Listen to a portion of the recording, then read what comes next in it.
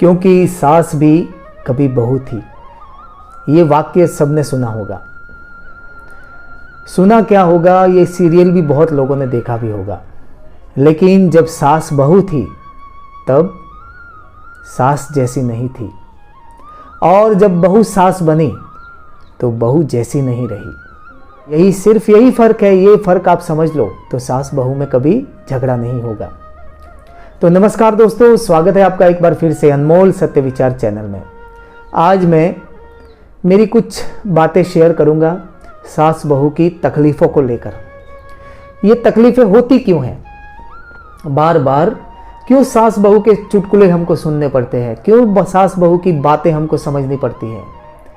अरे भैया, इन दोनों के झगड़े में सबसे ज़्यादा जो निचोड़ा जाता है वो है आदमी। ना घर का रहता है ना घाट का, ना इधर बोल सकता है ना उधर बोल सकता है। सबसे ज़्यादा टेंशन में आता है वो है पुरुष, जो पति रहता है, जो एक बेटा रहता है। तो ये सारी समस्या की जड़ क्या है, क्यों होते हैं बार बार छोटे मोटे झगड़े, क्यों सास और बहू एक दूसरे को पसंद नहीं करती, इसके बारे में आपसे मैं कुछ विचार शेयर करूंगा। पसंद आए तो लाइक कर लेना, और वीडियो अच्छा लगे तो शेयर करना बिल्कुल भी मत भूलना।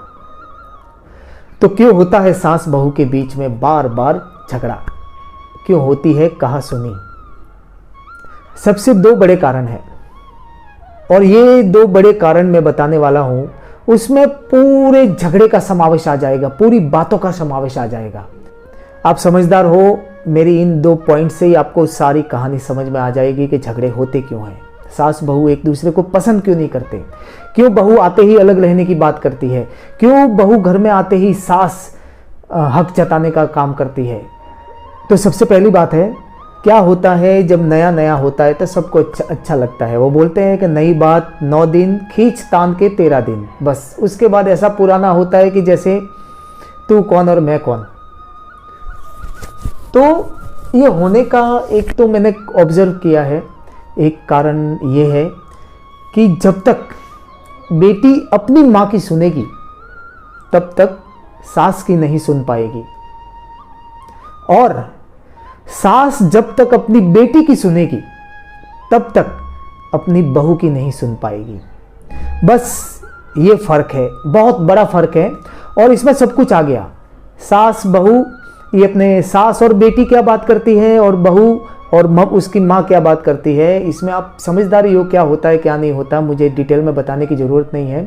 तो मैं इन सास बहुओं को इतना ज़रूर बताना चाहूँगा कि माँ जी, अगर आप चाहते हो कि आपकी बहू बुढ़ापे में आपकी बेटी बनकर सेवा करे, तो पहले आप उसको बेटी जैसा प्यार तो दीजिए, बेटी जैसा सम्मान तो दीजिए, उनकी बातें तो सुनिए। वो जो करती है पूरे मन से करती है, पूरे दिल से करती है, तो उसकी जो करनी है उसको कभी ऊपर तो लाइए, कभी शाबाशी तो दीजिए, कभी प्रशंसा तो कीजिए उसके कामों की। तब जाके आपकी सेवा वो बेटी बनकर करेगी, बल्कि बेटी से भी बढ़कर करेगी। तो सभी माजियों से मेरी गुजारिश है कि आप जितना खर्चा करके, जितने प्रेम से, जितने रिश्तेदारों को बुलाकर आप शादी करके एक बहू को घर पे लाते हो, अरे आप जाते तो हो पूरा समाज लेके, लेकिन वो ही एक मर्दानगी है जो अकेली आती है आप सबको देखने। तो इसका मतलब ये नहीं कि वो आपको देखने आती है, वो आपकी देखभाल करने आती है। और अगर आप चाहते हो कि हमारी देखभाल अच्छे से हो, आप उसको अपने घर में उसका जो दर्जा है वो दीजिए पहले। उसके बाद आप जो सुख चाहते हो, आप जो खुशी चाहते हो, आपका घर कभी बिखरे नहीं, परिवार कभी अलग ना हो, जो कुछ आप चाहते हो सब कुछ होगा। लेकिन सबसे पहले आपको बहू को बेटी समझना होगा, बहू को बेटी से भी बढ़कर प्यार देना होगा। तब जाके आपको सुकून मिलेगा, चैन की नींद मिलेगी। कुछ भी मन घड़क कहानियाँ, बातें बना बना कर किसी को भी उकसाना नहीं चाहिए, अपने बेटों को भी उकसाना नहीं चाहिए।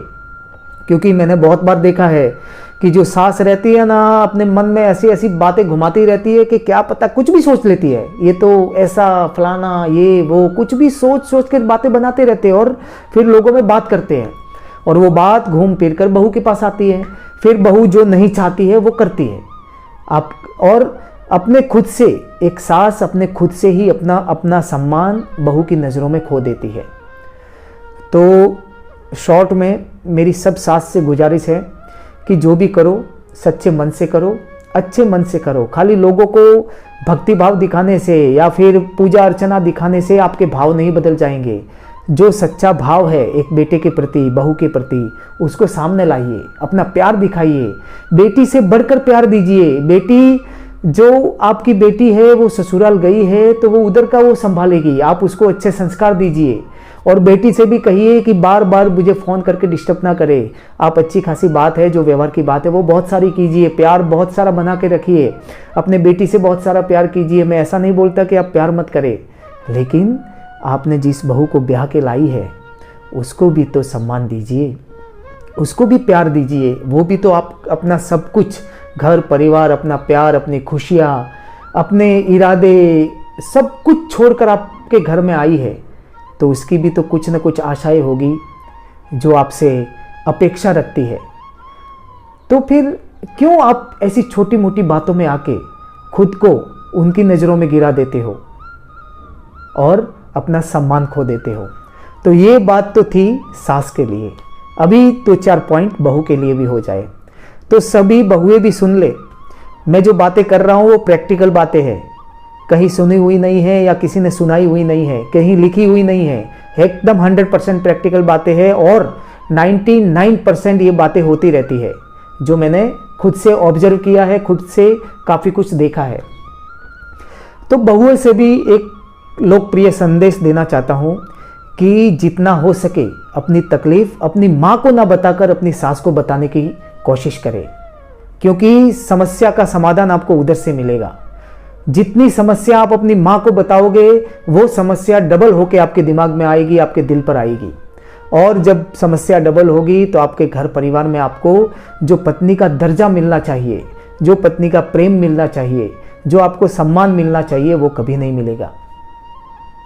अरे कौन सास चाहती है कि मेरी बहू अलग रह के मेरे बेटे के साथ अलग रखे और हमको अकेला छोड़ के जाए? ऐसा कोई नहीं चाहता है, लेकिन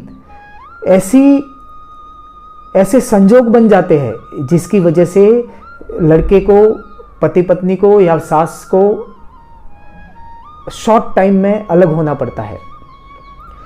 तो ऐसा होने का आपके प्रति भी एक कारण बनता है कि आप क्या करते हो, छोटी मोटी बातें पड़ोसियों को बताते हो।